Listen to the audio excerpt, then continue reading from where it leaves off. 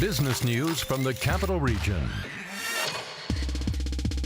This is Washington Business Report with ABC7 national correspondent Rebecca Cooper. Thanks for joining us for a fresh look at business in the Washington region. Coming up, one of the most important voices in D.C. business is taking on a new adventure, literally. We'll find out why Mark Ein is investing more than $200 million in the adventure travel industry. And in our small business spotlight, we're calling in the coach, Washington Castle's Coach Murphy Jensen, to tell us how Ein and Coach Murphy make goals and keep them on and off the court in their surprisingly successful business venture. And in the roundtable, who will keep the lights on in Washington? We break down the Pepco-Exelon proposed merger and what it means for consumers and the Washington economy. Plus, we tackle trade and the business bottom line. It's a fight that's getting personal here in Washington and on the campaign trail. But first, our one-on-one interview today is with a man who is the owner of the Washington Castles, a serial investor, and clearly a risk taker. Now Mark Ein is entering the adventure travel market. His investment fund has made it official. It will take a stake in Lindblad Expeditions, Inc., one of the world's top adventure travel companies. And the dollar amount attached to that investment will take your breath away. Joining us now is the man headed on this adventure, Mark Ein. Welcome.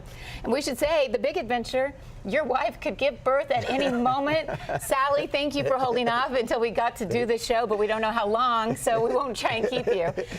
Tell us about adventure travel. Well, it's great to be here, as always, Rebecca. Thank you so much. Yeah, so we are taking a major stake in Lindblad Expeditions, which is an amazing company that's been around for 36 years. And it really capitalizes on the trend, I think, in society where people value experiences more than stuff.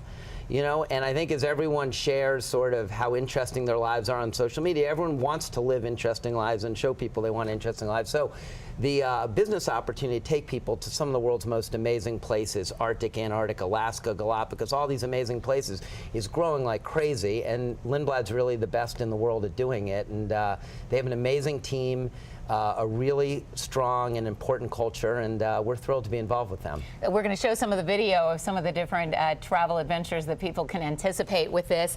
But let's start with how you chose this company. You had an investment fund that you had raised the $200 million to go out and look for a company that you thought was worth investing in. You told me previously you had 350 that you looked at seriously. Take us through the process. How does a company get on your radar and make it through any stage of that process? Yeah, so as you said, we literally looked at 350 companies over 2 years. And what you really try to do is find a company that does a couple things. One, that capitalizes on trends that you think are strong, enduring, long-term. So the whole psychographic thing that I talked about I think is good. Our target market is baby boomers, which is the biggest, fastest growing, wealthiest demographic group in history. So going after that, serving them is a really terrific business opportunity. You need a great team, and this team is as good as it gets.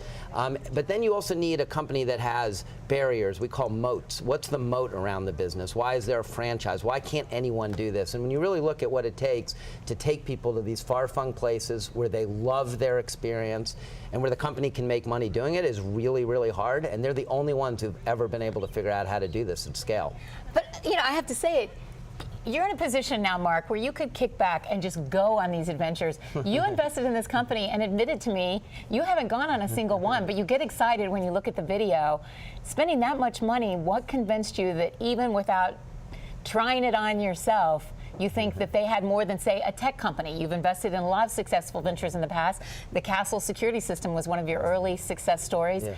Why take on something that's a little more iffy than, say, investing in technology? Well, I actually don't think there's anything iffy about this. Their track record is extraordinary. The financial returns, the profitability has more than doubled over the last 4 years. Revenues doubled over 4 years. They operate at basically full capacity. So the whole thesis is we're buying a stake in the business and we're giving them money to go build new ships to fill this demand. So I actually don't view it as very risky. And, you know, at this stage, what I really want to do is be involved with businesses that I'm passionate about, that I like the people.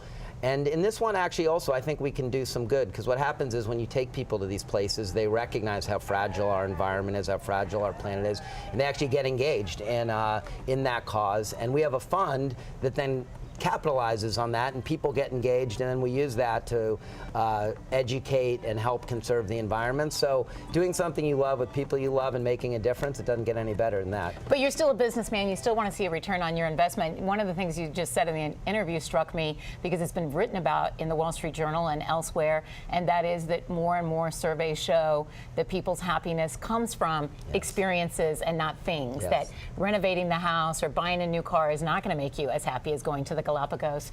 Did you see that research, and did that say to you as an investor, aha? Yeah, well, so you kind of know it intuitively. You know that that's anytime people sort of get beyond their basic needs. At this point, they want experiences, and we actually saw the same scientific data. And what it is when you buy something, you get immediate happiness from it, but then you get used to having it around, and it goes away. Experiences stay with you forever. You can think about them in your mind. You can share them with your friends and your family. You can look at the pictures. They're much actually sort of counterintuitively, they're more enduring than actually material things, because the material things you kind of get used to. And so, yeah, we actually saw that study, and that confirmed what we already intuitively knew, that this is a trend that's here that we think is going to be profound for a long time into the future. Give anyone advice if they were trying to approach someone with capital to invest. Who were some of the players that got through to you that were effective in their approach? You know, I think the best thing, I think everyone in our shoes who sees a lot of plans, it's really a lot. Can you find someone who's a mutual acquaintance, a mutual business relationship, a mutual friend who can call and make the introduction? That's the best thing you can do. And we often think, it's more true in startups, but that actually going and getting people's attention and then convincing them to invest is sort of the first test, but it's indicative test of what you need to do if you're building a company, because you need to do the same thing to find customers or whatever. So the personal relationship is still key in the investment 100%, strategy. because you see so much. The only way you can really triage and sift through that many is sort of what kind of credibility it has, and you need to have someone around it who is credible, or someone needs to know us mutually who says that you're credible. We got to wrap so that we can get to the next segment with you and a special guest, but I have to ask you, you're in a sense investing in the economy, I think, because sure, if you've got that extra income, you may want to spend it on an experience rather than a thing, but if we hit another recession or any bumps in the road, luxury travel and adventure could be the first thing to go. Are you optimistic overall about the economy, or do you think this could overcome even bumps in the road in the economy? Well, first of all, you would be a great investor, because we went on a roadshow and met with 50 investors, and I'd say in 80% of the meetings that question came up, and they said, what happened in the last recession?